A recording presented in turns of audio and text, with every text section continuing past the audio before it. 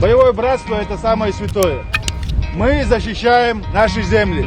Мы, как и наши деды, и прадеды, и отцы, как в далеком 41-м, к сожалению, уже в 21 веке нам приходится бить эту нечисть, эту бандеровщину, эту фашизм.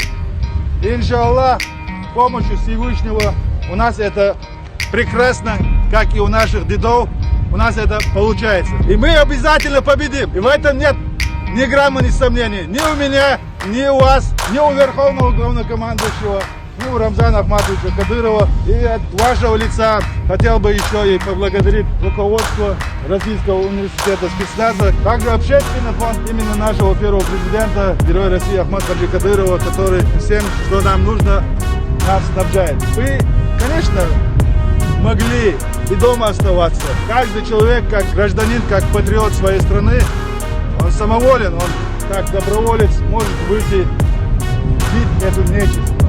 И вы по зову души, по зову сердца, по призыву Рамзана Ахматовича Кадырова приехали в Чеченскую Республику.